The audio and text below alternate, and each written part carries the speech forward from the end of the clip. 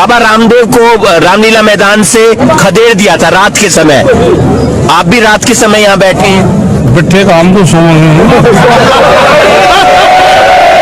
बाबा रामदेव को रामलीला मैदान से खदेड़ दिया था रात के समय। आप भी रात के समय। नमस्कार दोस्तों, जनसंवाद न्यूज में आपका स्वागत है। आज जुला है 14 जून। फटाफट बड़ी अपडेट निकल के आ रही, बिग ब्रेकिंग पहली बड़ी खबर निकल के आ रही है। आज 14 जून हरियाणा पूरा बंद होने वाला है और साथ ही दिल्ली में नहीं जाएगा दूध और पानी सप्लाई, रोकी जा रही है। किसान और खापों का हुआ है बड़ा ऐलान। जी हाँ दोस्तों, सूरजमुखी की एमएसपी पर खरीद और ब्रिजभूषण की गिरफ्तारी को लेकर अब कुंडल मानेसर पलवल एक्सप्रेस पर लगातार टोल प्लाजा पर किसानों और खापों का जनता संसद का आयोजन किया गया है। आपको बताते चलें, इसमें खासकर किसान और खाप के लोग जुटने वाले और वहीं दलाल खाप और भारत भूमि बचाओ संघर्ष समिति के संयुक्त रूप से खापों और किसानों के संगठन को निमंत्रण दिया गया है। जनता संसद के खापों और किसानों का संगठन पहले से बताया गया था कि 14 जून को हरियाणा बंद किया जाएगा और इसका खास असर दिल्ली में देखने को मिल सकता है। दिल्ली में दूध और पानी की सप्लाई को भी रोका जा रहा है, यानी ब्रिजभूषण की गिरफ्तारी हो और एमएसपी की मांग को माना जाए, यही किसानों की मांग है और इस पर आज पूरा हरियाणा बंद है। लेकिन हरियाणा भले ही बंद है, लेकिन इसका बड़ा असर दिल्ली पर पड़ने वाला है, क्योंकि दिल्ली में खासकर पानी सप्लाई को रोका गया, वहीं दूध की सप्लाई को भी किसानों ने रोक दिया है। अच्छा, वह एक और बड़ी खबर निकल के आ रही है। राकेश टिकैत ने बड़ी हुंकार, कहा इससे बड़ा भी आंदोलन करने के लिए है तैयार, फिर चाहे जेल क्यों ना जाना पड़े। खुला चैलेंज कर दिया है केंद्र सरकार को। बड़ी खबर निकल के आ रही, कुरुक्षेत्र में रात भर नेशनल हाईवे पर किसानों का पड़ाव रहा था और राहगीरों को थोड़ी उलझने भले आई, लेकिन आपको बताते चले कड़ाके धूप से लेकर रात तक पूरी तरह से हाईवे जाम किया और उसके बाद पूरा हरियाणा बंद कराए हैं। अगर देखा जाए तो पूरी तरह से हाईवे पर धरना देने के लिए किसानों ने एक किनारे से ट्रैक्टर खड़े किए थे और साथ ही पत्थर रखे गए थे। युवा किसान मोर्चा भी इसमें समर्थन में था। साथ ही देखा जाए तो टेंट भी लगाए जा रहे थे और वहीं लंगर भी चला दिए गए थे हाईवे पर, और ये केवल और केवल किसान नेता राकेश टिकैत की वजह से सब कुछ संभव हो रहा है और एमएसपी की मांग पर लगातार किसान अड़े हुए हैं। अगली एक और खबर निकल के आ रही है, मोदी को लगने वाला है करारा झटका।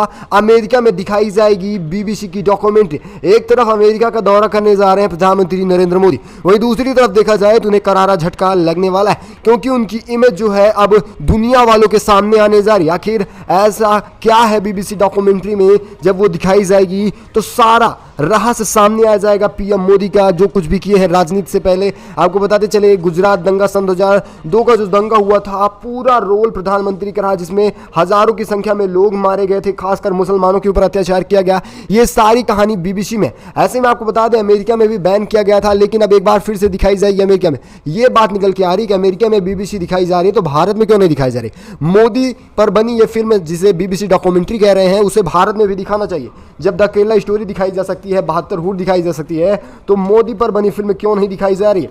लगातार इसकी लोग भी मान कर रहे हैं कि आखिर दुनिया वालों के सामने प्रधानमंत्री का भी असली चेहरा सामने। अगर आप भी मानते हैं मोदी की डॉक्यूमेंट्री दिखाया जाए तो लिखिएगा कमेंट में, मोदी हटाओ देश बचाओ जरूर। वहीं अगली एक और अपडेट निकल के आ रही, बड़ी खबर है, राहुल गांधी को बड़ी राहत मिल रही है। पीएम मोदी पर आपत्तिजनक टिप्पणी करने वाले मामले में बॉम्बे हाईकोर्ट से बड़ी राहत निकल के आ रही है। बॉम्बे हाईकोर्ट ने राहुल गांधी को पीएम मोदी पर आपत्तिजनक टिप्पणी मामले में राहत दी है। इस मामले में गुजरात की एक अदालत के समक्ष पेश होने की अंतरिम राहत की अवधि को बढ़ाया गया है। जी हाँ दोस्तों, बता दें मंगलवार को बढ़ा दिया गया है, 2 अगस्त कर दिया गया है। राहुल गांधी ने 2018 में पीएम मोदी के खिलाफ आपत्तिजनक टिप्पणी किए थे चुनाव के दौरान, जिसके खिलाफ मानहानि का केस चल रहा था, उसमें बड़ी राहत मिलती दिखाई दे रही। आपको बताते चले, ऐसे अगर अंतरिम जमानत पे एक बार और छूट दे रही है तो आपको बताते चले राहुल गांधी कभी भी कोर्ट में नहीं जाने वाले, क्योंकि इसके बाद मोदी सरकार पूरी तरह से खत्म होने वाली है केंद्र से और खासकर विधानसभा चुनाव से भी। अच्छा, वही एक और खबर निकल के आ रही, बड़ी अपडेट है, आपको बताते चले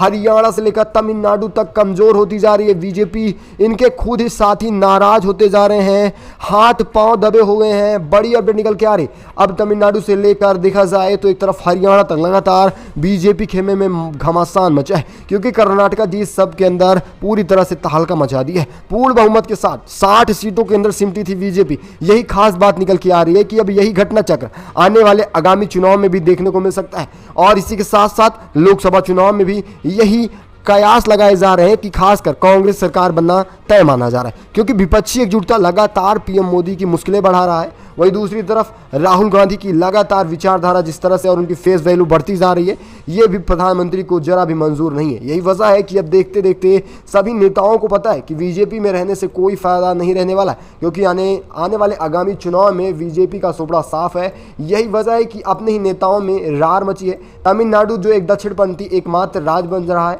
वहां से भी बीजेपी का सुपड़ा साफ होने वाला है। और हरियाणा में भी आपको पहले बताया कि बीजेपी और जेजेपी में घमासान मचा है किसानों के मुद्दों को लेकर। अच्छा, वही और अपडेट निकल के आ रही है उत्तरकाशी से। जी दोस्तों बता दें, उत्तराखंड से खबर है, जहां पर लव जिहाद पलायन और अब पुरोला में महापंचायत का ऐलान हुआ है। बड़ी खबर है, उत्तराखंड के उत्तरकाशी में पुरोला में हालात बद से बदतर होते जा रहे हैं। लव जिहाद को लेकर जहां हिंदूवादी संगठनों ने रोष दिखाया, विरोध प्रदर्शन किया, मुस्लिमों को पलायन करने पर तैयार किया। हालांकि इन सब पलायन होने के बाद अब उत्तराखंड पुलिस काफी ज्यादा सक्रिय हुई, जिसके बाद कुछ माहौल ठंडा हुआ। लेकिन वही अब मुसलमानों ने भी हुंकार भरे। आपको बताते चले, अब उत्तरकाशी में महापंचायत होने जा रही है मुसलमानों द्वारा 15 जून। जी हाँ दोस्तों, 15 जून को होने वाली है महापंचायत। चप्पे चप्पे पर पुलिस बल भले तैनात रहने वाली है, लेकिन आपको बता दें कि पूरी तरह से मुसलमान एकजुट होकर महापंचायत करने वाले हैं। इस लव जिहाद के विरुद्ध एक नया संग्राम छेड़ने वाले हैं। वहीं अगली एक और खबर निकल के आ रही है ओडिशा हादसे को लेकर, जहां लगातार सीबीआई कस रही है शिकंजा। 5 कर्मचारी हैं शिकस्त पर, पूछताछ है जारी, राज उगलवाए जाएंगे। ओडिशा में हुए रेल हादसे में जांच अभी जारी है और सीबीआई की टीम जुटी हुई है। सीबीआई टीम ने दक्षिण पूर्वी रेलवे के 5 कर्मचारियों से पूछताछ कर रही है और उन्हें उठा लिया गया है, जिसमें बहनागा बाजार के असिस्टेंट स्टेशन मास्टर भी शामिल है। और इन सभी पर आरोप है कि ये पूरी तरह से ना बढ़ती किए थे, यानी किसी भी तरह से ट्रेन को सिग्नल देने या उसे ना देने पर किसी भी तरह से सतर्कता नहीं बरती गई थी। खासकर इन्हीं लोगों का रोल रहा था इस बड़े हादसे होने पर, क्योंकि लूप बदलना केवल और केवल स्टेशन मास्टर के आदेश के बिना हो नहीं सकता था। और यही बड़ी वजह है कि इन्हें सीबीआई ने उठाया है। पूछताछ के बाद राज उगले जाएंगे, तो खबरें आपको बताते रहेंगे करके विस्तार से। अच्छा, वही एक और ज़रूरी खबर है कि आपको बताते चलें कि खबरों को पूरा देखा करिए, क्योंकि कुछ खबरें पहले की खबरों से जुड़ी रहती हैं, ऐसे में आपको समझ नहीं आ पाएगा, इसलिए खबरों को पूरा देखा करिएगा। अच्छा, वही एक और बड़ी खबर निकल के आ रही है समीर वानखेड़े की, जहां एक तरफ मुसीबत बड़ी है, वहीं शाहरुख खान को भी आरोपी बनाया जा रहा है। बॉम्बे हाईकोर्ट में याचिका दायर हो चुकी है। बड़ी अपडेट है, आर्यन खान को बचाने के लिए समीर वानखेड़े ने रिश्वत ली थी, वो भी 25 करोड़ की रिश्वत मांगी गई थी। शाहरुख खान को आरोपी बनाने की भी मांग की जा रही है। बॉम्बे हाई कोर्ट में इसकी याचिका भी दायर की गई है। याचिकाकर्ता रशीद खान है, जो शाहरुख खान का नार्को ब्रेन मैपिंग और लाई डायरेक्टर टेस्ट करने की मांग कर रहा है। और याचिका में कहा गया है कि मुख्य आरोपी न तो समीर वानखेड़े हैं और न ही आर्यन खान है, केवल और केवल शाहरुख खान है। इसी तौर पर याचिका दायर की गई। अब इस पर सुप्रीम कोर्ट के फैसले का इंतजार किया जा रहा है। भ्रष्टाचार का भी आरोप लगाया गया। अधिनियम धारा 12 का हवाला देते हुए रिश्वत का मामला दर्ज किया गया है समीर वानखेड़े पर। वहीं शाहरुख खान के ऊपर अब सुप्रीम हाई कोर्ट के फैसले का आदेश आने तक इंतजार किया जा रहा है। वहीं अगली एक और खबर निकल के आ रही है लंदन से। बड़ी खबर है, जहां पर भारतीय उच्चायोग पर हमले करने वाले खालिस्तानियों को अब बख्शा नहीं जाएगा। खैर नहीं है, NIA ने वीडियो जारी कर मांगा पूरा ब्यौरा। आखिर कौन कौन शामिल था उच्चायोग पर हमला करने में? बड़ी खबर है, राष्ट्रीय जांच एजेंसी ने इस साल मार्च में लंदन में भारतीय उच्चायोग में हिंसा प्रदर्शन और तोड़फोड़ करने वालों की पहचान करने में आम लोगों से भी मदद मांगी जा रही।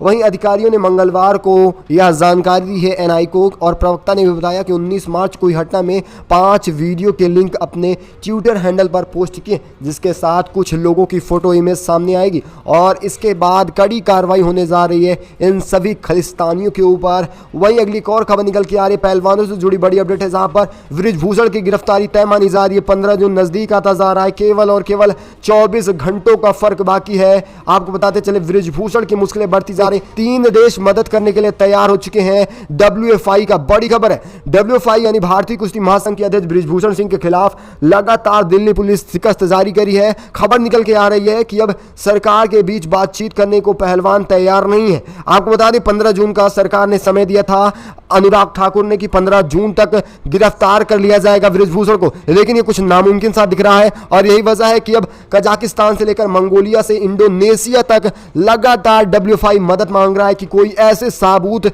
मिले जिससे WFI निवर्तमान चीफ ब्रिजभूषण को गिरफ्तार किया जाए। वहीं देखा जाए एक तरफ लगातार पहलवान कह रहे हैं कि साबूत हम तैयार रखें, आप ब्रिजभूषण को गिरफ्तार करने की बात कीजिए, लेकिन देखा जाए वहीं बचाया जा रहा है ब्रिजभूषण का। जैसा कि विनेश फोगाट ने पहले ही बताया कि सरकार केवल और केवल ब्रिजभूषण को बचाने की कोशिश कर रही है क्योंकि उसके हाथों में काफ़ी ज़्यादा सीटें हैं। अच्छा, वही एक और खबर निकल के आ रही, कर्नाटका में बीजेपी की हालत खराब, लगातार भ्रष्टाचार के आरोपों में फंसती जा रही है बीजेपी, और यही वजह है कि हार के बाद भी अब नहीं बैठ रही है कर्नाटका में बीजेपी। 5 दिनों में 50,000 घरों तक पहुंचने का टारगेट बनाया जा रहा है। कर्नाटक विधानसभा चुनाव में हार के बाद बीजेपी की स्टेट यूनिट चिंतन मनन में लगी हुई है और भाजपा अपने कैंडिडेट्स और मतदाताओं का मन बोल व विश्वास फिर से जीतने के लिए लगातार प्रचार प्रसार कर रही है। लगातार ये प्रचार प्रसार चुनाव जीतने के लिए नहीं बल्कि भ्रष्टाचार की पोले न खुले इसलिए किए जा रही। इसको लेकर पार्टी आलाकमान बड़े पैमाने पर जमीनी स्तर उतरने का फैसला लिया है। इसके तहत पार्टी कार्यकर्ताओं और मतदाताओं से सीधे मुलाकात कर उनके घर पहुंचने की बात कही गई है। बड़ी खबर निकल के आ रही है कि 5 दिन का टारगेट तय किया गया है, इसमें 50 लाख घरों तक जाना होगा। ये बड़ी खबर है कर्नाटका से, जहां पर लगातार बीजेपी की हालत खराब है, भ्रष्टाचार के मामलों में फंसती जा रही। जिस तरह से 40% चोर वाली सरकार थी बीजेपी की कर्नाटका में, वही कांग्रेस सरकार बनते ही सारे पोल खुल रहे हैं। अच्छा, वही एक और खबर निकल के आ रही, बड़ी खबर है, लगातार डेटा लीक किए जा रहे हैं। कांग्रेस ने करारा हमला बोला है केंद्र सरकार और पीएम मोदी पर। आपको बताते चलिए डाटा कहां से लीक हो रहा है, ये कांग्रेस सवाल पूछ रही है। वहीं इसके खिलाफ FIR भी होना चाहिए। बड़ी अपडेट निकल के आ रही है इस वक्त की है, जनता का डाटा सुरक्षित किया जाना चाहिए। इसे लीक कैसे किया जा रहा है, सभी भारतीय जानते हैं कि सन 2017 में किस तरह से पीएम मोदी सरकार ने सुप्रीम कोर्ट में right to privacy of fundamental right घोषित करने का कड़ा विरोध किया था। यानी कि किसी भी तरह से प्राइवेसी न लगाई जाए, इसका विरोध कौन किया था? प्रधानमंत्री ने किया था। लेकिन वहीं देखा जाए सभी का डाटा सुरक्षित होना चाहिए और इसके समर्थन में है कांग्रेस और प्रधानमंत्री पर करारा हमला बोला जा रहा है। आपको बताते चले साइबर अटैक देश में 2 बार हो रहे हैं। देश में साइबर अटैक डाटा लीक लगातार बढ़ते जा रहे हैं, चाहे वो सन 2018 का विश्व का सबसे बड़ा डाटा अटैक आधार कार्ड से जुड़ा हो या फिर एम्स में नवंबर सन 2022 में हुआ साइबर अटैक क्यों ना हो। लगातार डाटा अटैक बढ़ते जा रहे हैं। यानी कि आप समझिए कि जैसे कि आप फोन चला रहे हैं, आपके सारा डेटा इस समय लीक हो रहा है और इसके पीछे केवल और केवल केंद्र सरकार का अहम रोल है, क्योंकि जहां कांग्रेस इसके खिलाफ फंडामेंटल राइट्स ला रहा था, वहीं इसके विरोध में प्रधानमंत्री खुद आड़े हाथों खड़े हो चुके थे और एक बार फिर से यही मुद्दा उठाया जा रहा है। मुद्दा तो उठा है राहुल गांधी के ट्विटर हैंडल को लेकर, क्योंकि लगातार उनके ट्विटर हैंडल पर भी अटैक किया गया था। फॉलोवर को पूरी तरह से स्टॉप कर दिया गया था लगभग 3 महीनों तक, लेकिन एक बार फिर से स्टार्ट हुआ है फॉलोवर बढ़ना और जिसके बाद यह बड़ा खुलासा हुआ कि उनके ट्विटर अकाउंट पर भी अटैक हुआ था। अच्छा, वही एक और बड़ी खबर निकल के आ रही है मध्य प्रदेश से ही बड़ी खबर है, जहां पर प्रियंका गांधी ने दौरा किया, उसके बाद सतपुड़ा भवन में आग लगने की खबर निकल के आ रही है। इमारतों में 12,000 सरकारी फाइलें रखी थी। वहीं प्रियंका ने इस पर करारा हमला बोला। उन्होंने कहा कि आग लगी नहीं लगाई गई है, भ्रष्टाचार के आड़ों हाथे सभी फाइल्स जलाई जा रही हैं। मध्य प्रदेश के भोपाल में स्थित भिन्न भिन्न सरकारी विभागों के दफ्तर वाले सतपुड़ा भवन में आग लगने की खबर प्रदेश में सियासी पारा चढ़ता जा रहा है, क्योंकि इसमें केवल और केवल भ्रष्टाचार से जुड़ी सभी फाइलें थी जिन्हें पूरी तरह से जला दिया गया। आपको बताते चले इस मंदिर में आग लगने से काफी 80% फाइलें पूरी तरह से जल चुकी हैं। वहीं करीब 12,000 से ज्यादा फाइलें बताई जा रही है। यानी देखा जाए महाराष्ट्र का जो इतिहास रहा, यानी कि 5 सालों का बीजेपी का जो भ्रष्टाचार का इतिहास रहा, उसे सतपुड़ा भवन में पूरी तरह से जला दिया गया। यह केवल और केवल प्रियंका गांधी के रैली का असर है।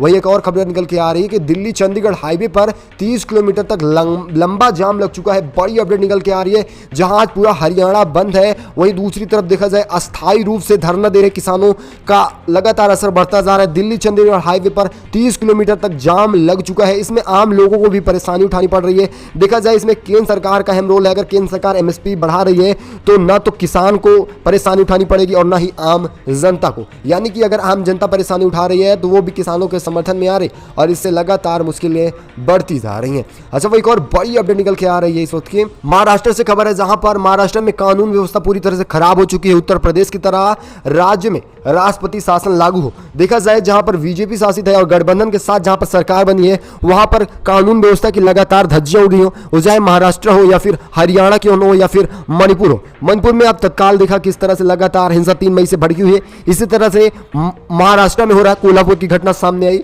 उसके बाद लगातार जिहाद और मुस्लिम पलायन की भी खबरें निकल के आ रही थी। अब वहीं महाराष्ट्र कांग्रेस अध्यक्ष नाना पटोले का बड़ा बयान निकल के आ रहा है। जरा सुनिएगा इनका बयान क्या कुछ है। और आपको बता दें कि महाराष्ट्र में कानून व्यवस्था पूरी तरह से ध्वस्त हो चुकी है और खासकर देखा जाए गठबंधन में भी करारी तकरार देखने को मिल रही है। यहां तक की खबर निकल के आ रही थी कि बीजेपी से इस्तीफा देने को तैयार है। यहां तक की खबर निकल के आ रही है कि एकनाथ शिंदे के बेटे इस्तीफा देने को भी तैयार हो चुके हैं, यानी अपनी ही पार्टी के खिलाफ जाने के लिए सारे नेता तैयार।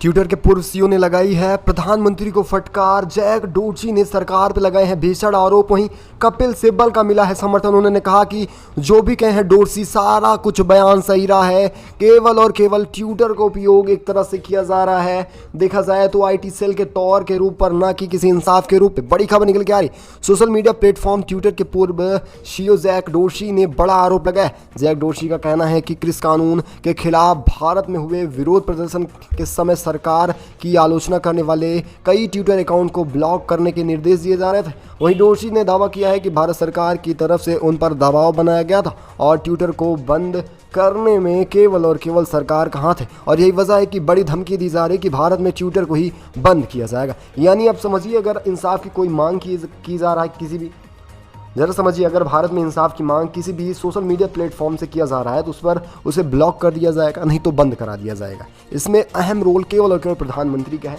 इन्हीं के दबाव के जरिए ये सब कुछ किया जा रहा है। अब ट्विटर के पूर्व सीईओ का बयान निकल के आया, जिसके बाद देखा जाए तो एक तरह से हलचल मची। अभी विपक्षी पार्टियां इस पर बार बार सवाल उठा रही हैं। जरा सुनिए क्या कुछ कहा है इसको लेकर कपिल सिब्बल ने। अपनी राय कमेंट के माध्यम से जरूर दीजिएगा। वैसे इस खास बुलेटिन में बस इतना ही। मिलेंगे आपको अगली बड़ी अपडेट में, तब तक के लिए धन्यवाद।